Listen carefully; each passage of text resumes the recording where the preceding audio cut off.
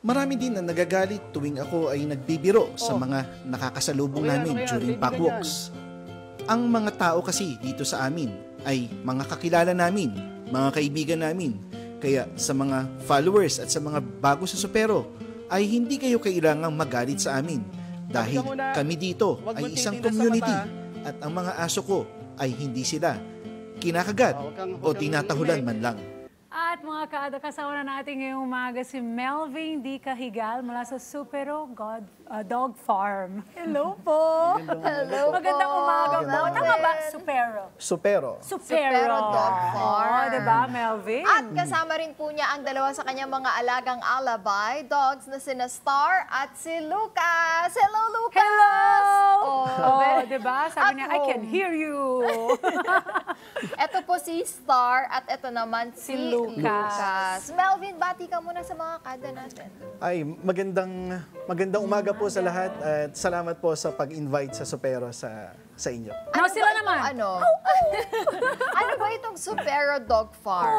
Well, ang Supero Dog Farm po ay kami po ay nagbi-breed at nag-aalaga ng mga livestock guardian dogs at meron din po kami yung mga sariling ating yung mga asong gubat. Ang galing, no? Ang lalaki Ito nila. sila. So, ilan ang alabay mo, Melvin? Sa bilang ko po, ang alabay ko is nasa 30. 30? 30, oo. Wow! So, Ito, yan, iba-iba sila. Sinong pinakauna at ilang taon na siya? ang isa sa mga pinakauna ay si Lucas. Lucas. Ilang taon na si Lucas? Si Lucas ay 8 years old. Ang cute!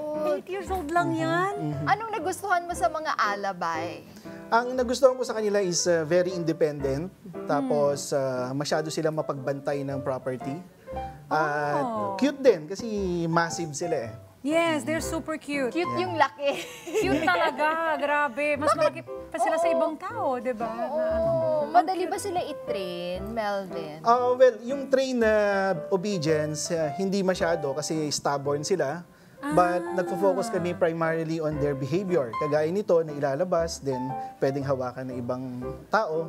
And yung pagiging kapwa-aso, kasi marami kaming aso, kailangan hindi sila masyadong aggressive towards other dogs. Ito, Melvin, sa pagkakasama mo nila, sabi mo medyo may pagkatigas ng ulo. Like how? Like, halimbawa, si Lucas, pag tatawagin mo siya, unlike other breed na madaling tawagin, Opo. siya siguro makakailang Lucas ka muna bago siya pumunta sa'yo. Kahit matagal na siya sa'yo? Yes. One of the characteristics ng livestock guardian dog, yung ganung Ang ugali. galing. Bakit mga supero dogs or superior dog breeds ang napili mong alagaan?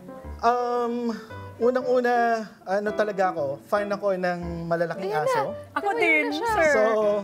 So nung nakita ko sila noon, so sabi ko, oy, love ko tong breed na to. Ayan. Ayan na siya. Ano lang talaga siya? Feel at home lang I talaga love si it. Lucas. Ayan, Ito parang yung ear niyan, hindi ganun kalaki, no? Or ito, ano nangyari sa ano niya? Yung ear po nila is crop. Trap? Bakit? Crop. Dahil in their natural habitat, livestock guardian dogs kasi sila. Opo. So, pag nakikipaglaban sila sa mga wolves, ang tendency kapag may ears sila, yun yung unang kinakagat ng wolves. Then pag kumagat na doon, nakalock na yun, then maaaring hindi sila makapag-defend ng mga livestock dahil sugatan sila. Anong taas at haba? Well, ang taas Alabay. nito is about, sa standard is dapat 75 centimeters pataas. So si Lucas is nasa 78, then ganun din si Starlord. 78 centimeters. Ilang inches ang 78? Oh, Paano naman? Para at least alam natin. 172 centimeters. Ako 170. Ilang inches? Para alam lang natin, di ba? 78 times Mas 2.55. maano tayo sa inches eh. Ganun. Tas gano'n sila kabigat naman? Sa bigat, nasa 70 to 75 kilos. Grabe. So hindi mo sila nakikerry. Ayan.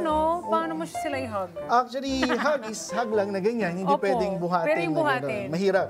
Mahirap. 75 kilos. Before ka mag-breed ng mga alabay dogs, nag-start ka ba sa small breed? Ang pinaka nagsimula ako sa Doberman and Rottweilers. Yun na yung pinaka small ko. Bakit Grabe ganun naman, yung mga sir. hilig mo, Melvin? Ewan ko lang, parang gusto ko yung medyo parang dominance ng mga breed. Parang nakaka-challenge na alagaan. Oo. Oo. Tsaka ang yun ganda lang. tingnan, Melvin. Yeah. Sir Melvin, would you advise mga tao, yung mga kada natin na gawing tong pet talaga sa bahay? Kasi di ba ang laki niya?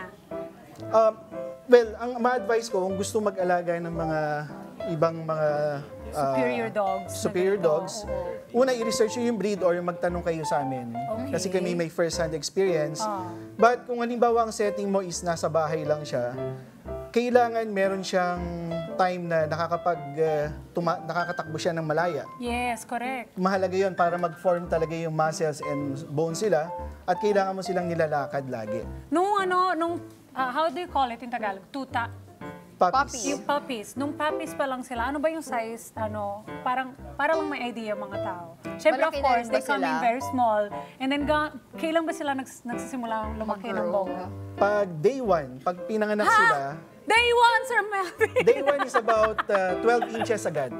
Wow! 12 Isang inches. ruler agad. And 1 kilo ang bigat.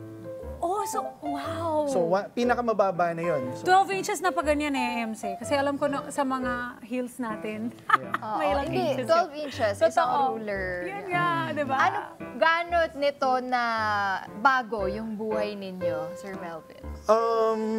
sa stress, malaking stress reliever. Oh. Yeah, yun naman yung pinaka benefits ko sa kanila.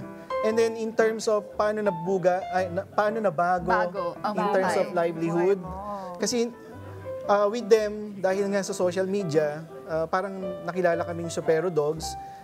Hindi yung puppies yung binebenta namin, but yung mga kinakain nila, then yung mga leash nila, then yung mga shampoo nila. Ano bang kinakain ng alabay dogs? Yun ang next ko sana itatanong. Kasi nga, imagine, kung gano'n sila kalaki, imagine kung gaano karaming pagkain kailangan. Yeah.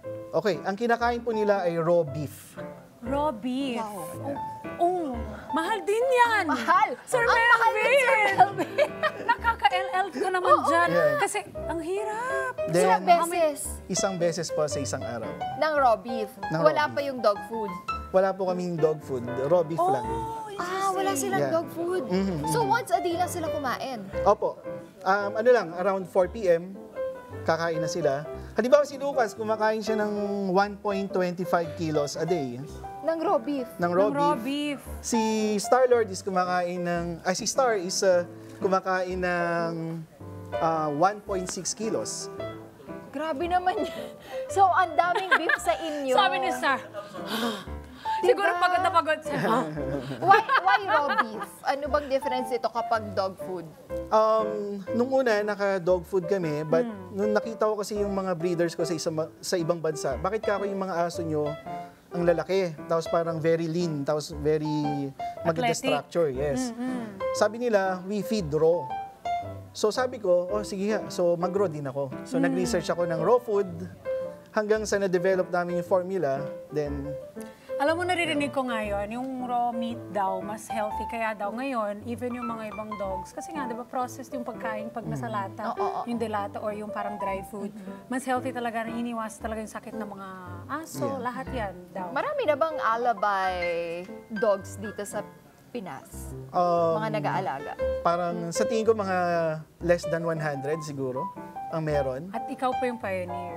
Tama po. One of the pioneers po. Galing, galing. Bakit sa Melvin. tingin mo kailangan na nila mag-alaga ng alabay dogs? Okay. Meron kasi nag-aalaga na pag nakita, parang, uy, ang ganda ng aso, gusto ko yan. So yung mga ganon, dapat Na thinking. wag agad. Oh. Kailangan magkaroon kayo ng tatlong isip para ganon. Kasi in fairness, hindi sila madaling alagaan. Nakita nyo ito, parang sweet, then nakakapagpa-picture, but yung everyday na activity sila is kailangan solid. Tutok, no? Yeah. The grooming. Grooming, ganun din po. Kailangan po nababrush yung hair nila kahit once a week. Parang golden retriever also, no? Ang ganda talaga. Ito, lahat to alabay. Ang Opo, yan po, alabay po lahat yan. So, paano yun? Pag winawalk mo, ang dami nila, hindi ka ba nadadala kapag lahat Oo sila nga, tumakbo? parang mas mabigat pa sila sa'yo, sir. Para feeling ko ako dadalin ako ng isa. Pag minsan, pag halimbawang kailangan tama kasi yung energy mo, kailangan kalmado ka. So, pag halimbawang imbalance yung energy mo, pwedeng pag may dumaan na aspin, madala ka talaga. May mga time na nadadala ka talaga. Yeah, meron. Hala, paano mo napapakalma sila? Ano lang, kailangan mo i-regain, kailangan bumalik ka sa calm state. So, Sa isang walking, ilang ala ba yung dalawa? ang maximum ko po is 18. Sa isang... 18. Ikaw lang? Yeah. Pero, Sir Melvin! pero may mga naman ako, may mga dog keepers ako. Ang dami! Ilan yan? Yan sa video na yan. Ang galing mo po! Ano, Walo yan, Oh, walo sige po po, yan. dumaan po Yes, kayo. Star? 8 yan, then No. meron akong isang It's off-leash. just me. Isang off-leash. And then 8 po sila na hawak ko. Yung off-leash ko dyan, Belgian Malinois po. Oh, Ayan. nice. Paano, Sir Melvin, pag may nakasalubong kayong chihuahua? Yung mga maliliit na...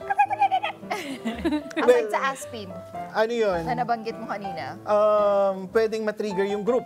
Ay, oo, sa Yes. maliit na aso. Lalo na pag naka-off-leash, kasi kung halimbawa yung naka-off-leash na yun is biglang tumakbo sa harap mo, ang magiging treatment ng mga aso parang prey. Ay. So pwede nilang habulin. Kaya kailangan ng eksperto mga kada. Huwag na lang dala-dala yung mga malalaki or superior dogs kung saan-saan. Kung hindi pa kayo marunong mag-alaga nito. Kaya ano na lang yung tips mo na pwede ibigay sa mga kada natin, sa mga nagbabalak na mag-aalaga ng mga superior dog breeds. Isa na dun yung sinabi mo kanina, dapat hindi lang nagandahan. Yes, Yeah. cute na yun, Oo. di ba? So ang tips natin is mga kada, hindi lang basta nagandahan, kailangan din meron kayong pang-sustain. Yes. Kasi pagkain pa lang sobrang demanding na ng pagkain. And then dapat meron kayong space Yeah.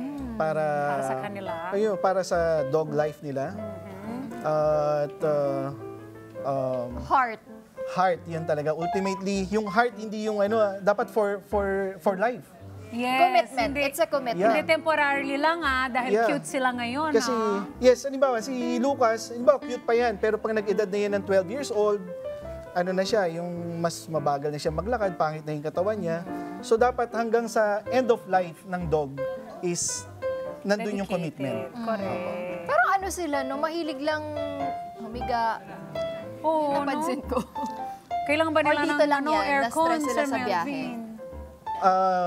Sa aircon, sa amin hindi po naka-aircon, well-ventilated lang yung lugar nila. Then, kung bakit sila nakahiga or nakaupo, part po ng training nila yung pagiging kalmado. Oh, Sana lahat na titrain maging halmado. correct. Kaya naman maraming salamat po sa iyong pet malong pagbisita sa amin ngayong umaga, Sir Melvin, at syempre kay Lucas and kay Star. Invite nyo na po yung mga kada natin. Okay, so pwede nyo po kaming i-follow sa aming social media accounts, Supero Dog Farm. Available po kami sa Facebook, TikTok, YouTube, Instagram. Okay. Yun. Ano po? Supero Dog Farm. Farm. Supero Dog Farm. Mga Galing-galing. kada, thank you. Amiga, mag-aalaga ka ba ng ganyan? Kung meron akong malaking bahay, baka. Kasi I've Kasama always ng mga wanted a 8 big- cats mo. Yeah, I used to have 3 chow chows. They were huge also. But my dream, before seeing this, my dream was a giant poodle. So now maybe I can consider this. Kaya mga kada, pagdating sa pag-aalaga ng mga aso, size doesn't matter.